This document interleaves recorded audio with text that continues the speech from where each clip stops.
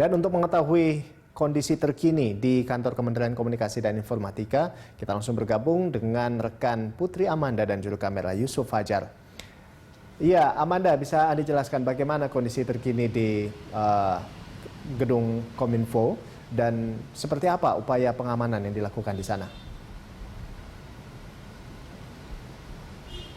Ando, kondisi terkini di kantor pusat Kominfo yang berada di Jalan Merdeka Barat, Jakarta Pusat, memang kami pantau tidak ada aktivitas yang dilakukan oleh pegawai di Kominfo yang melakukan pekerjaan mereka dari kantor atau WFH.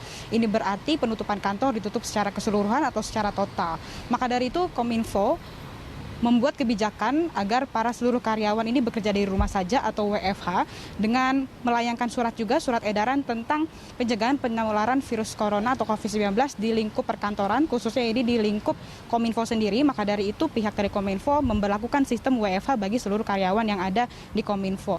Sebenarnya Kominfo sendiri sudah menerapkan sistem WFH ini sejak 28 Agustus 2020 yang lalu, namun dikarenakan ada kabar kasus terbaru ataupun ada penambahan pegawai yang terkonfirmasi COVID-19, maka dari itu Kominfo memperpanjang penutupan kantor hingga 11 September 2020 dan berdasarkan informasi akan dibuka kembali ataupun pegawai bisa bekerja kembali di kantor mulai 14 September 2020.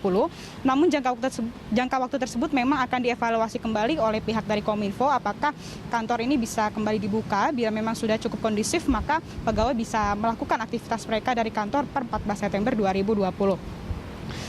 Info sendiri sudah melakukan pekerjaannya langsung dari rumah dinas yang ada di Widya Chandra dan juga selalu mematuhi protokol kesehatan COVID-19 seperti ditemani dan juga dibarengi oleh beberapa staf yang memang selalu mematuhi protokol kesehatan COVID-19. Nah, terkait dengan nantinya ketika kantor sudah kembali dibuka atau kembali kondusif, pihak dari Kominfo juga akan menyediakan alat pengecekan suhu tubuh secara digital serta disediakan juga tempat-tempat titik cuci tangan yang mudah dijangkau oleh pegawai serta juga akan disediakan hand sanitizer. Terkait dengan penyemprotan cairan disinfektan juga sudah dilakukan oleh pihak Kominfo secara rutin dan juga secara mandiri dan berdasarkan informasi bahwa memang penyemprotan disinfektan ini akan dilakukan di seluruh area gedung, tidak hanya di gedung saja namun di area parkiran ini juga akan disterilisasi guna untuk memutus mata rantai penyebaran COVID-19.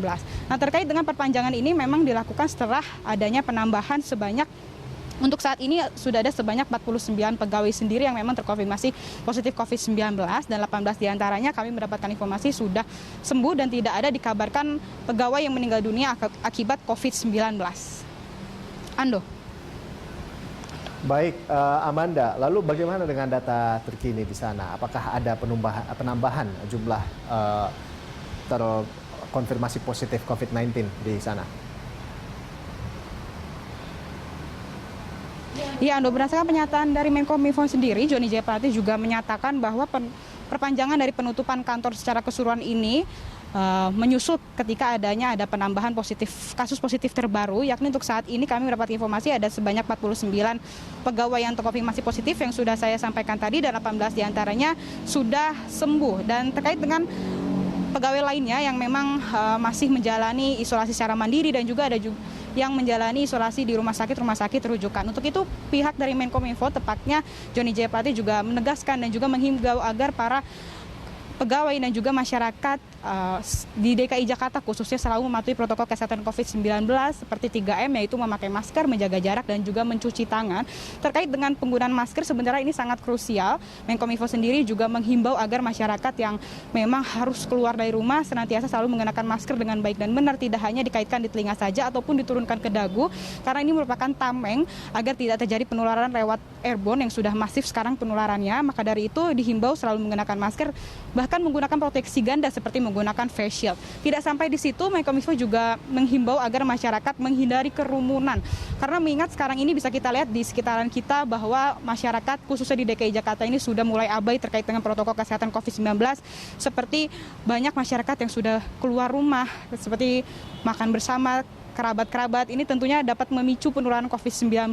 Untuk itu pihak dari Menkominfo juga menghimbau agar masyarakat tetap di rumah saja seperti bekerja, belajar dari rumah saja. Bila tidak ada kebutuhan yang mendesak, dihimbau tidak untuk keluar rumah karena ini dapat memicu kerumunan yang ada. Sementara demikian, Rolando, kami kembalikan ke Anda ke studio. Dan selamat bertugas kembali.